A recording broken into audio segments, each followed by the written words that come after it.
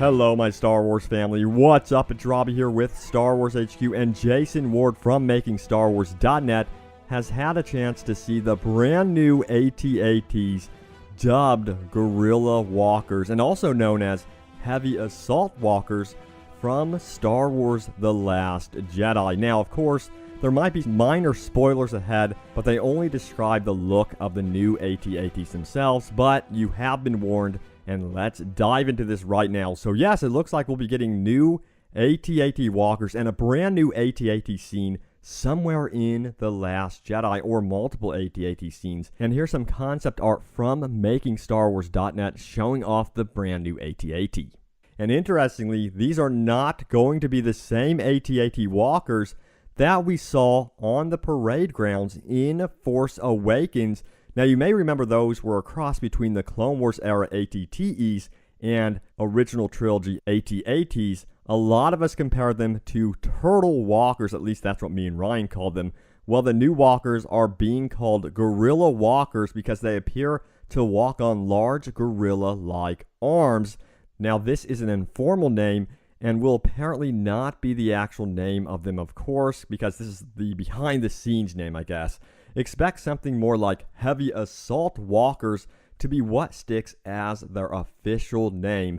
But get this, apparently these walkers are going to be twice the size of the classic AT-ATs in length and width, and unlike what we saw in Rogue One when the AT-AT's leg was chopped off by U-wing turret fire, this is likely not going to happen in Star Wars The Last Jedi. The First Order has learned from past mistakes and appeared to have beefed up our AT-AT friends here.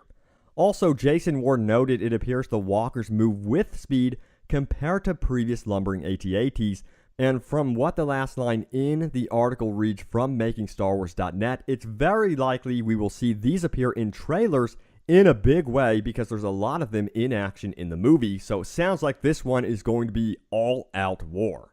And now it's time for your top comments. Remember to leave a comment down below for a chance for it to end up in the video. But guys, let's do this. So MC Andex goes on to say, first, I hope Episode 8 will not be similar to Episode 5. And he got 86 upvotes. So yeah, it seems to be a common thought here that a lot of us do not want Episode 8 to play off too much nostalgia, but I think they will in some ways. Of course, you've got Luke Skywalker training Rey, which is a parallel between Luke Skywalker being trained by Yoda, and you may see some similarities there. In fact, you may see Rey go into some sort of trial similar to what Luke Skywalker went through on Dagobah as he saw himself as Darth Vader and cut himself down, which was a very interesting scene for sure.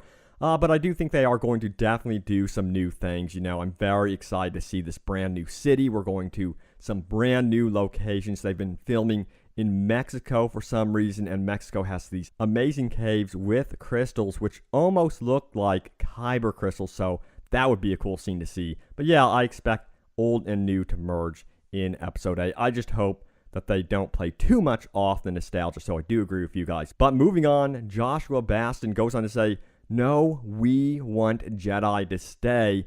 And he's responding to a recent video I did about Luke Skywalker and some interesting reveals. You can find that video in the description below.